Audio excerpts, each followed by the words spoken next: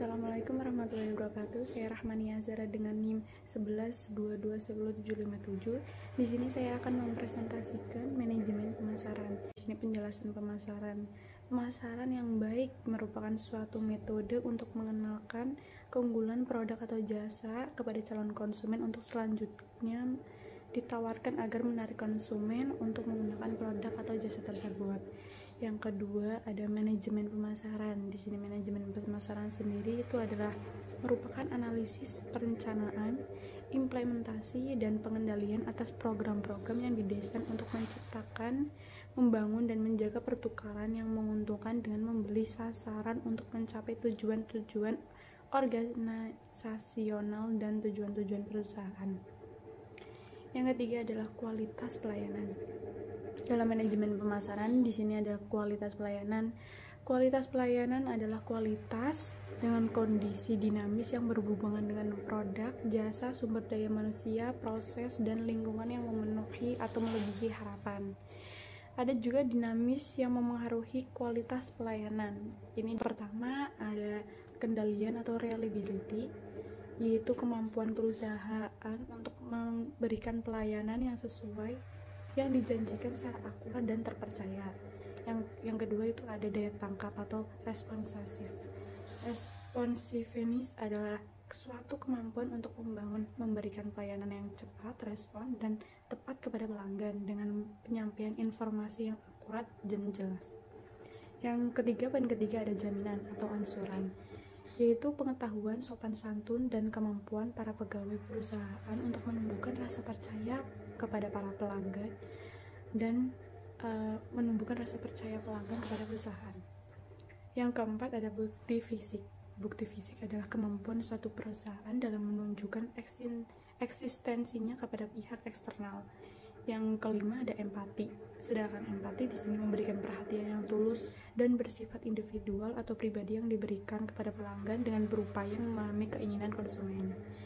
Yang kelima ada promosi. Promosi di sini adalah suatu aktivitas pemasaran yang berusaha menyebarkan informasi, memengaruhi, membujuk atau meningkatkan pasaran sasaran atas perusahaan dan produknya agar bersedia menerima, membeli dan loyal pada produk yang ditawarkan perusahaan yang bersangkutan. Contohnya itu kayak sales-sales yang mempromosikan kayak motor atau produk kecantikan, skincare gitu. Yang di sini juga ada indikator promosi yang menurut Kotler dan Keller dalam sengatan. Yang poin pertama itu ada frekuensi promosi, jumlah promosi penjualan yang dilakukan dalam suatu waktu melalui media promosi penjualan. Yang kedua, poin kedua ada kualitas promosi. Kualitas promosi di sini adalah tolak ukur seberapa baik promosi penjualan yang dilakukan. Yang ketiga ada kuantitas promosi. Kuantitas promosi sendiri itu adalah nilai atau jumlah promosi penjualan yang diberikan kepada konsumen. Yang keempat ada waktu promosi. Lamanya promosi yang dilakukan oleh perusahaan. Sedangkan poin yang terakhir itu ada ketetapan atau kesesuaian sasaran promosi. Ketetapan atau kesesuaian sasaran promosi ini ada faktor yang diperlukan untuk mencapai target yang diinginkan perusahaan, kayak faktor-faktor internal yang diperlukan untuk mencapai suatu target yang diinginkan oleh perusahaan.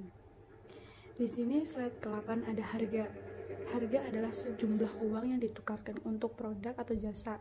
Lebih jauh lagi, harga adalah jumlah dari seluruh nilai konsumen yang ditukarkan untuk memanfaatkan dengan memiliki atau menggunakan suatu barang dan jasa. Ukuran harga.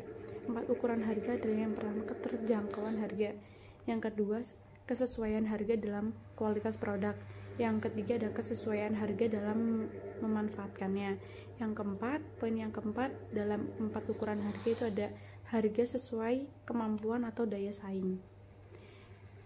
Poin yang terakhir di sini ada keputusan pembelian. Yang pertama adalah kemantapan pada suatu produk, kedua kebiasaan dalam membeli produk, yang keempat memberikan rekomendasi dalam suatu produk, yang keempat ada melakukan pembelian ulang. Yang pertama kemantapan pada suatu produk adalah contohnya kayak kesepakatan dalam kita membeli suatu produk. Contohnya kayak saya sendiri sedang membeli skincare, jadi saya udah mantep banget buat membeli produk kecantikan satu ini.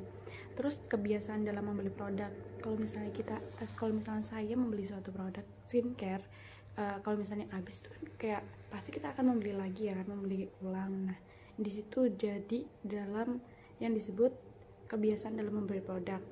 Yang ketiga, memberikan rekomendasi. Kalau menurut saya ini produk kecantikan yang bagus, terus kayak sangat mempengaruhi di muka, jadi saya otomatis akan memberikan rekomendasi kepada teman saya untuk membeli suatu produk tersebut.